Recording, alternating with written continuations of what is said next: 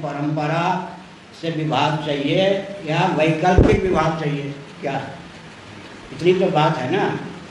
परंपरा से परहेज है या ब्राह्मण क्षत्रिय वैश्य शूद्र अंत्य से परहेज है?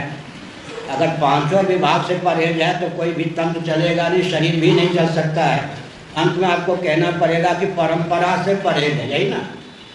भारतवासी, नेपालवासी, भूटानवासी अधिक से अधिक यही कह सकते हैं, परंपरागत ब्राह्मण नहीं चाहिए, परंपरागत क्षत्रिय नहीं चाहिए, परंपरागत वैश्य आदि नहीं चाहिए।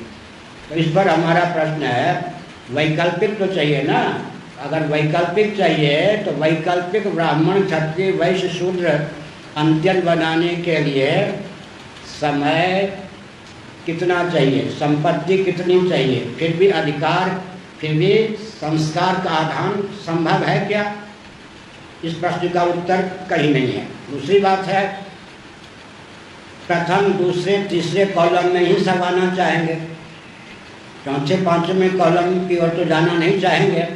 तो किसी विभाग में कृत्रिम वैकल्पिक ब्राह्मण क्षत्रिय वैश्य पूरे भर जाएंगे, किसी में कोई नहीं रहेगा, ये भी हो गया ना। तो शिक्षा, रक्षा, अर्थ और सेवा के प्रकल्प सबको सदा संतुलित रूप में प्राप्त रहे, सबकी जीविका जन से ही आरक्षित रहे, इसकी स्वस्थतम विधा का नाम सनातन वर्णाश्रम व्यवस्था है, जो लोक की दृष्टि से भी उत्कर्ष में हेतु है, परलोक की दृष्टि से उत्कर्ष में हेतु है। तो भगवत प्राप्ति का मार्ग भी उसके द्वारा प्रशस्त होता है। दो तीन वाक्य संबंध में और मैं कह दूँ, ठीक है, विश्व को शंकराचार्य नहीं चाहिए, क्यों? ब्राह्मण हो फिर दंडी स्वामी हो तब शंकराचार्य हो सकते हैं, शंकराचार्य नहीं चाहिए, परंपरा प्राप्त। हमारा विकल्प निकाल के दिखाइए, कौन होंगे? ब्राह्मणों के विकल्प कौन है जी? शिक्षक आदि ना, न्यायाधीश आदि ना, अधिवक्ता आदि ना, मंत्री आदि ना, इन्हीं से तो खतरा है देश को।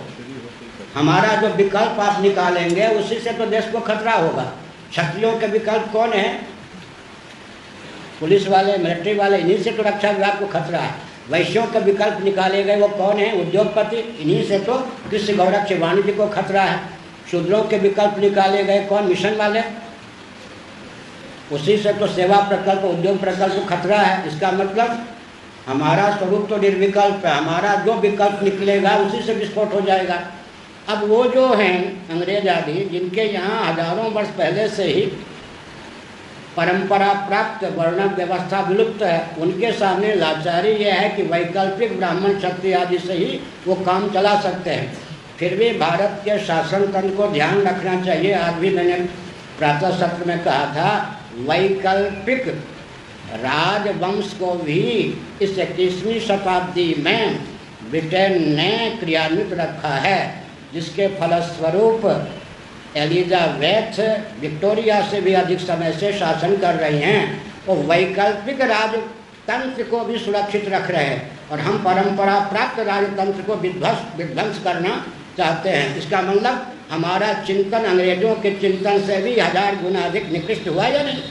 जिनके यहाँ परंपरा के ब्राह्मण नहीं हैं, गुरु नहीं हैं, वे वैकल्पिक पोप को भी उज्जीवित रखना चाहते हैं, अपने मजहब, पंथ, रिलीजन के गुरु को। और हमारे यहाँ परंपरा प्राप्त, ये भी मैं कह दूँ, 1,97,29,49,117 वर्ष व्यतीत हो गए हमारी गुरु परंपरा के इस कल्प में।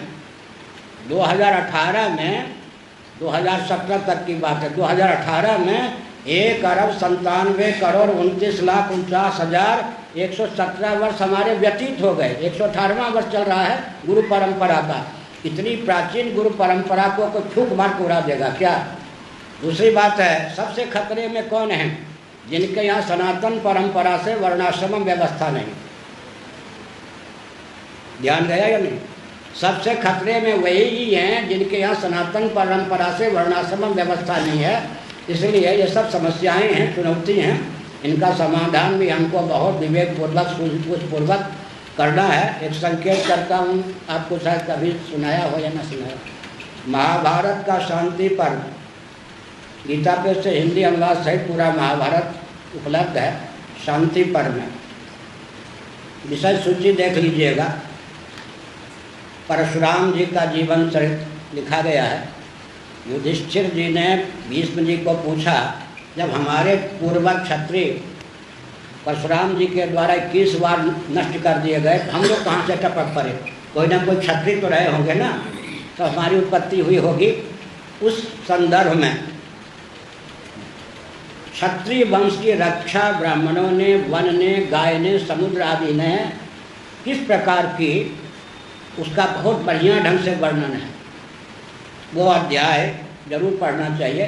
कैसे परशुराम जी ने मारा, गर्भगत शिशु को भी जन्म लेते ही मार दिया, वो अलग बात है, लेकिन अंत में ब्राह्मणों ने, वन ने, गाय ने, समुद्र आदि ने लुप्तप्राय जो छात्र वंश था, क्षत्रियों का वंश था, कैसे सुरक्षित रखा, क्योंकि किसी और वर्ण में शासन करने की क्षमता नहीं है। ब्राह्मण शासन नहीं कर सकते हैं, बिल्कुल नहीं कर सकते। ब्राह्मण मार्गदर्शन दे सकते हैं। ईश्वर ने शासन करने के लिए क्षत्रिय ही बनाया है, क्योंकि यह भुजदंड हमारे सामने इस क्षत्रियों का प्रतीक है। हमने कहा इस प्रकार से हम जो कार्य कर रहे हैं उसकी विधा का थोड़ा ज्ञान रखने के लिए चयन की प्रक्रिया, उसकी व्याख्या चाहिए। तो महाभारत के शांति पर्व में किस प्रकार क्षत्रिय जो छिटफुट कहीं कहीं बीज रूप में बच गए थे, उनका संकलन करके फिर क्षत्रिय वंश को कैसे उज्जीवित किया ब्राह्मण इत्यादि ने, उसका वर्णन है। अब श्री